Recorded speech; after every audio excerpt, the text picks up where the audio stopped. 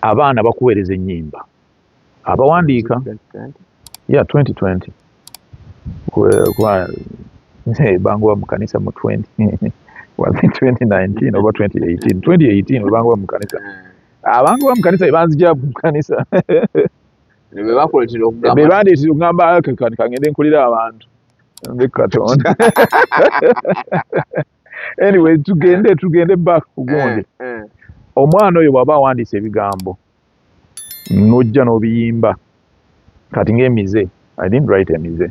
Actually n'omuntu yawandiika emize simumanyi, by the way. Enze oluyimba nalusanga wa producer yalumpa yakwasaganya oli simumanyi, I don't know who wrote emize. Kati ebigambo ebyo by'emize tebisobola kubeera byange. Okujjako nga nsanze omwana oyo ne tusayininga somewhere nampa copyright 100%.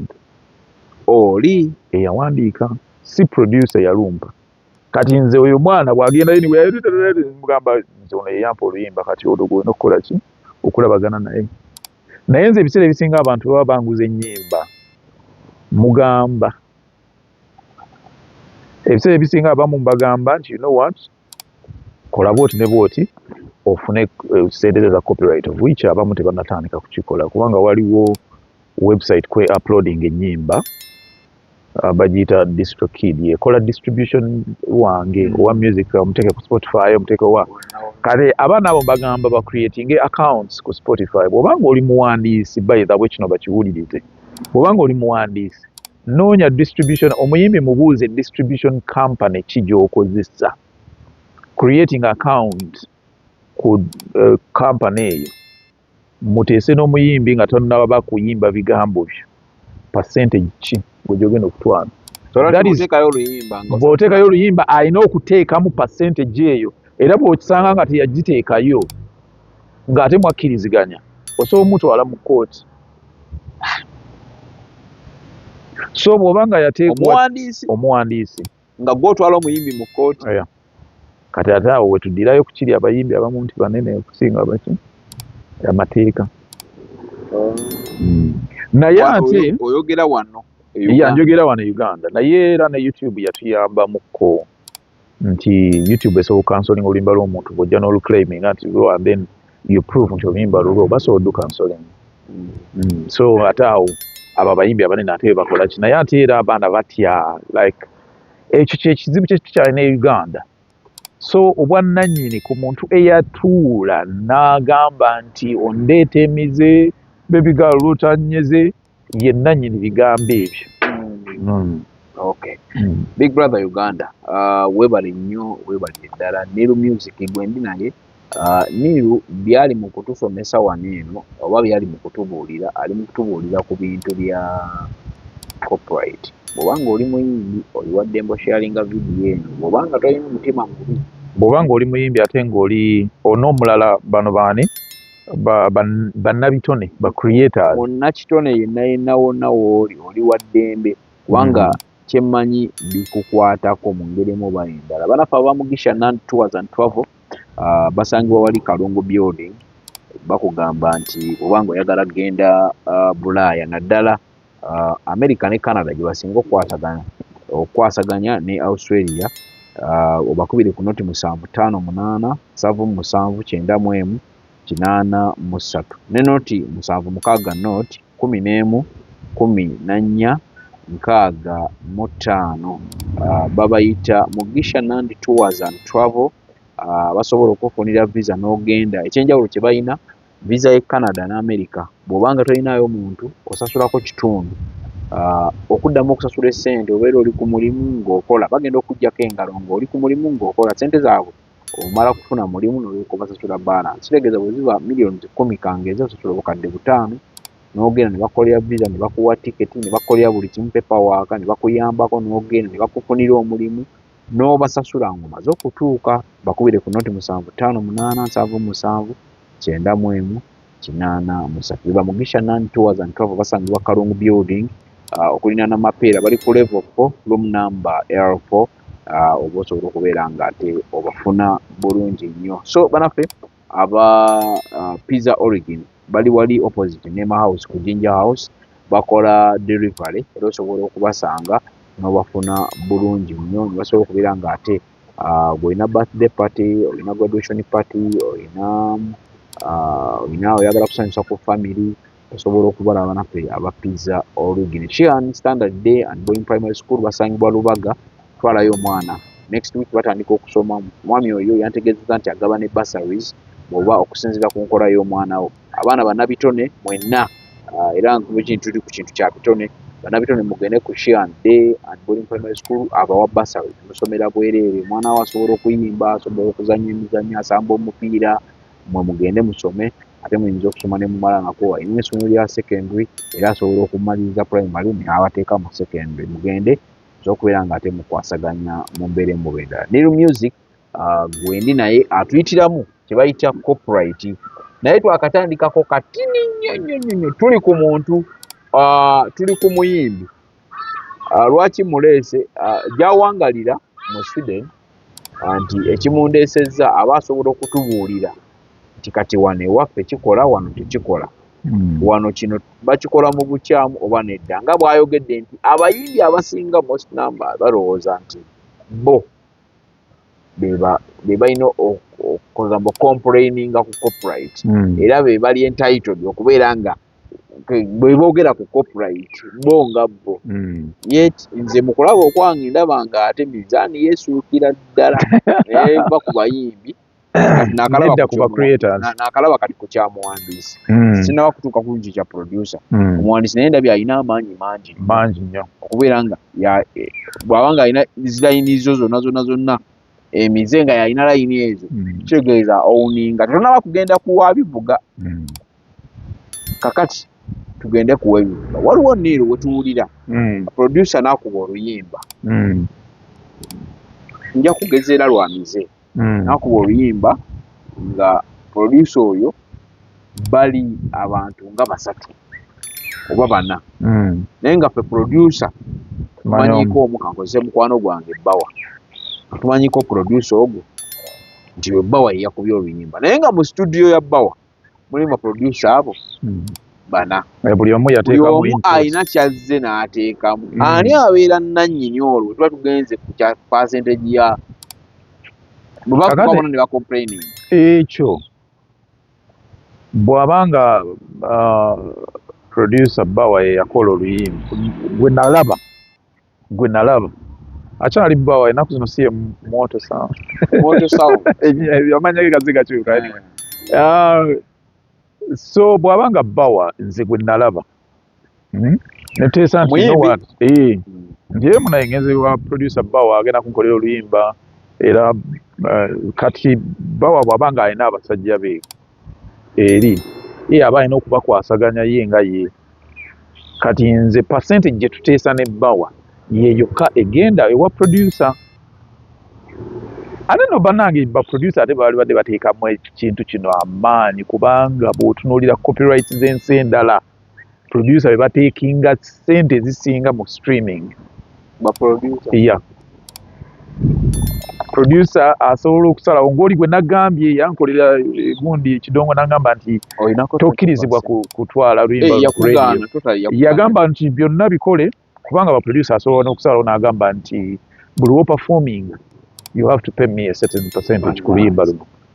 Ate amaanyi agajjawa olwedde musharinze percentage kangeze ku platforms ez'enjawulo.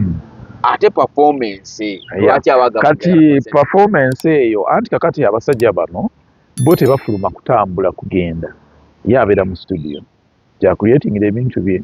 Kati naye bw'ati bw'afuna income kubanga oluyimba olwo lwogenda okuperforminga still lulwe, naye abasinga bayinza okulekera performance ne batwala percentage nene nnyo ku streaming, ne batwala nga 60%. N'agamba nti okay, naye bw'aba atute percentage nga ntono ku streaming ate ayinza okugamba nti buli ssente bwe zinaava mu performances olina okumpaako 5%. Nze bwe nzijewo nekkolera negamba Jamal ojja kumpayo $3,000,000 olina okutolako 5%. Negende wa producer. Na that is in case producer ategedde wa ogenda okukola ki okuperforminga oluyimba olwo.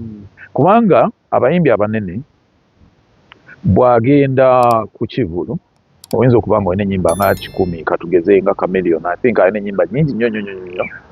So Chameleon bw'aba nga agenda ku Kivulu ng'agenda ku performinga bamuwadde eddakiika 3 alina okukola set list eyo nnyimba ki z'agenda okukola ki okuperforminga. Kati ate era bw'aba nga agiwaddeyo erina okubeera documented. Kati kino kye nkugamba nti ate Uganda tukyaliko mabega, erina okubeera documented. N'agiwaayo wali n'abagamba zino ennyimba ze ngenda okuyimba ekiro kino. So nebeera nti oba kati katugambe agenda zimba Nakivubo bazitaddewo era erina okubeera nga mu records ze Nakivubo mweri ti omusajja ono yayimba wano ku lunaku ne bwe tuyaze zino ennyimba ze yayimba. Kati bw'aba ng'ayimbye oluyimba lwo gwe producer lwe wamukolera olina okumuwa olina okuwaayo ssente wa producer oyo. Tekitegedde alina okuwaayo ssente wa producer. Anti kakati oba mwakkiriziganya nti performance rights alina okukusasula buli lwa performing oluyimba olwo nti alina okukusasula gwe producer. Kati buli lwaluteeka ku set list alina okukuwa ssente 5%. Already ebeerawo nti 5%. Ndowooza percentage eyinza okuba nga evaringa agamba oba 0.1% kubanga bw'aba nga agenda kuyimba tugambe ennyimba 5 tasobola kuba 5% buli producer bw'aba nga abaproducer banjawulo.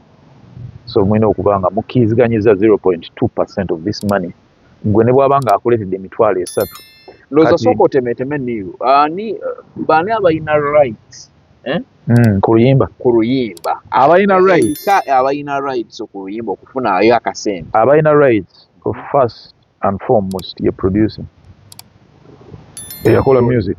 Owookubiri ye nannyini text bw'oba nga omuyimbi si gwe owandiika oluyimba olwo omuwandiisi alina rights. Omuwandiisi ne producer ani asinga amaanyi okufuna okuva obwannannyini oluyimba? Producer kubanga producer yawa oluyimba live. Kubanga abantu bwe bagenda tugambe nti mu kibaala bagenze kuzina tebazinira ku bigambo bazinira ku beats the rhythm ye bawaki. So producer yasinga okuba n'amaanyi. Ye producer yasinga okuba nannyini yasinga okuba naye obwannannyini oluyimba. Ekyo Bulaaya bwe kiri Bulaaya bwe kiri ku copyright. Kati besinga copyright yaffe ye Sweden producer yasinga okuba n'amaanyi then ne tuddako omuwandiisi then ne tuddako gwe omuyimbi. Naye waliwo exceptions. Right. Mukkiriziganyiza mutya nga mucreating oluyimba luno. Kyekiri kye nkugamba nti omuyimbi yenna bw'oba nga Mukama atusaasidde copyright law nejja Uganda netandika okukola ne concentrating nekola omuyimbi yenna kye nkwadvisinga funa engeri gy'okonvinsingamu producer obeere nga gwe nannyini performance rights omuyimbi nga talinabaako nakyatandika kyonna. Performance rights making sure nti you own those ones 100%. Gusobola okera ku makya producer n'agamba buli owa performing oluyimba luno njagalayo emitwalo 20. Bw'eba nga mwakisayininga from the beginning. Bwe kiba tekyasayiningibwa. Bwe kiba tekyasayiningibwa tasobola claiminga tasobola tekyasayiningibwa. Kyo kiri kye nkugamba nti abasajja bano abacreatinga music before kuba nalaba ne Washington one time ng'akyogerako nti njagala rights zange they were not signed before. Kyebaalina bwe baasayininga so talina wa claimingira. Bwe yali akola ne ba Good Life. So okuggyako nga batuuse ku nzikiriziganya baziyita gentleman's agreement. Bwe yali akola ne ba Good Life talina we yasayininga nti rights zigenda kubeera zange kuba yali tamanyi nti streaming erifuuka y'amaanyi. So Good Life esobola okugamba no tetugenda kukuwa twakusasula kyaggwa. Naye okuumira abantu bano nga bafunayo kasente kiba kirungi n'akola ki n'ofuna rights gwe nga producer kubanga time ejja kutuuka buli kaseera mpulira abantu bagamba kati ono producer yaliko abayimbi bonna ne bagenda eyo wa producer aliko ono producer yaliko bonna ne bagenda eyo kakati nga gwe tokyali how are you going to survive? Kyobola nga abantu baga kale gayo omusajja yakuba music alina wano seene naye katayina naye singa rights zino zimubeerako mwenna bonna bwe mugenda ono producer yaliko ne mugenda eri nze buli lwe mpuliriza oluyimba lwe online sente ze zigenda direct ku account ye ate gwe omuyimbi era si gwe omutoolerako zigenda wuwe so ekyo kintu kinene nnyo so simanyi lwaki abantu bano aboogera copyright law ya Uganda tebakyogerako bo bafronting abayimbi gundi yenanyini luyimba gundi yenanyini luyimba naye nga talina kye yacontributing and ekyo apart from ogenda mu studio natandika okuyimba ondeeta emize baby girl lutanyize that's what I did with that song nga tomanyi na gye luvudde saamanya na gye luvudde n'omwana nalusanga wa producer nakolera eŋŋoma gwe n'oyimba nasanga ne demo bagikoze omuntu agwa mu ttuluba eri wano e Uganda alimeti kufuna sente mmeka kuba alimeti kukomplaininga kyenkanawa ku kikwatagana oluyimba olugwa mu ttuluba ng'eryo yazze asanze oluyimba luli wa producer olwedde amukoledde eŋŋoma akoze bukozi luyimba atambudde omunzi kitegeeza omuyimbi olwo alina kuba ng'afunako sente mmeka era akomplaininga atya yawandiika kati ogera ku omuyimbi oyo asooga nti oluyimba luno lwange kubanga for example nti walusanga oli tomumanyi tolina wadde akalagaane naye noono producer tewakola naye akalagaane olwo osigala lulwo lwange kuba nze nalwo uploadinga ku streaming platform ne bambuuza do you own 100% of this song nengamba yes nengamba yes because sometimes nti abayimbi batulengako ne baproducer amugambe before nga tanakola kintu kyonna that is when if the copyright law nga bagimaze ogikola nga bamaze ogikola nga buno bwonna bu closed babutaddemu ti producer alina okufuna sente omuwandiisi alina okufuna sente omwana eyakuba gita eyakuba trumpet alina okufuna sente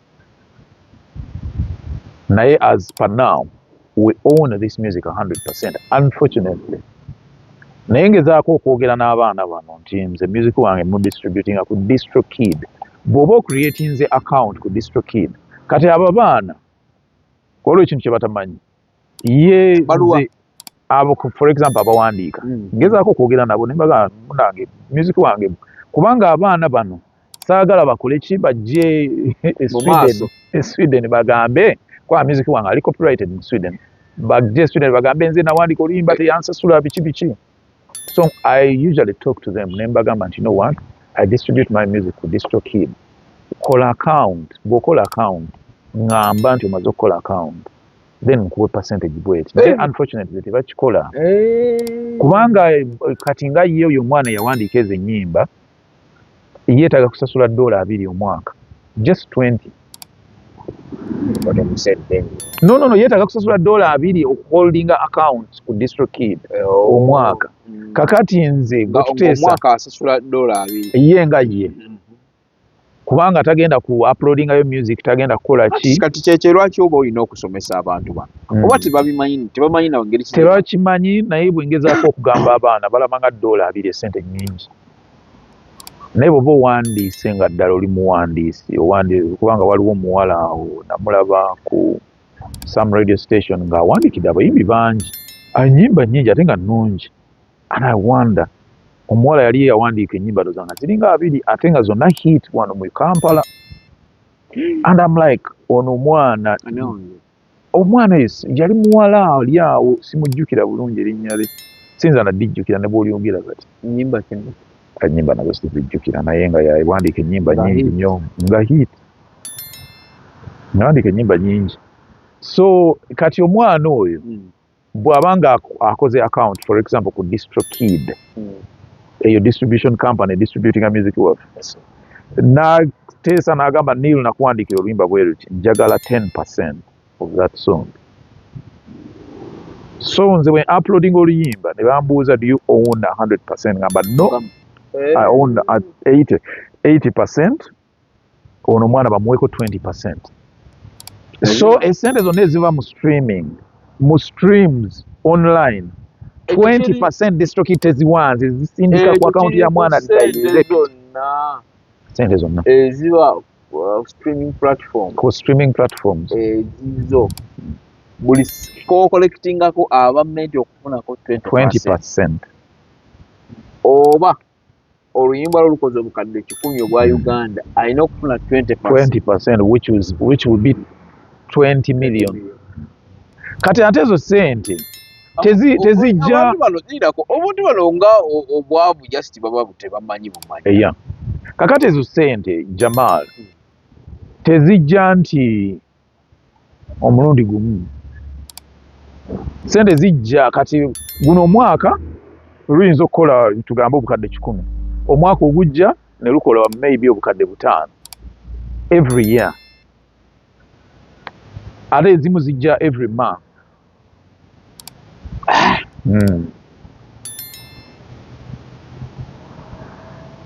Omuntu asobola okugaggawala ng'akozesezza nga singa tuba tufunye copyright law entuufu wano e Uganda, abannabitone basobola okugaggawala. Basobola bulungi nnyo, baproducer basobola okubeera nga basigadde relevant ne bwaba alekeddeawo okukola music ng'obulamu bwe butambula ng'afuna ssente ezo every month. Abazungu batyo bafuna ssente. Kati waliwo n'ekirala Slick Stewart and Roger kye baakola nga baafunanga ennyimba ne baziwa abayimbi ne baziyimba naye ng'ennyimba zaabwe. Kati ekyo nakyo weekiri. Ate kyo kibeera kitya? Anti kakati zi nnyimba babanga abawandiisi. Babanga abawandiisi. Kati ennyimba za Slick Stewart and Roger waliwo luno oluyimba lwa Chameleon. Luyimba ki? Shiro atera nnyo kikola. Kati yo music abeera wa Shiro. Bwe nga mukkiriziganyiza nti yono Shiro. Jangu nnyimbe. Jangu kanzije. Ye n'ayimba nga ye abeera nga ye just yenannyini luyimba kubanga yakolako album number nga ye. So n'akola ki? Yenannyini luyimba naye mulina okuteesa n'omuyimbi maybe namuwaakubanga kisinziira 10%. Kitegeeza oluyimba olwo Shiro yaluteeka ku streaming. Shiro yaba aluvunaanyizibwako buli kimu. Kyekino ba Roger kye bakola. Bakola oluyimba ne Chameleon. Luyimba ki? Luyimba ki? I don't remember. Because I love that song. So naye oluyimba si lwa Chameleon yadde ya ddoboozi lirimu lya oluyimba lwa Roger ne Slick Stewart. Kubanga Shiro zaakoze zonna za Shiro.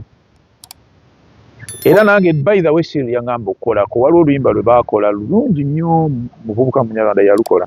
So nangamba it's okay you can sing the song kubanga nali njagala nteekemu text ez'Oluswidi. Nangamba it's okay.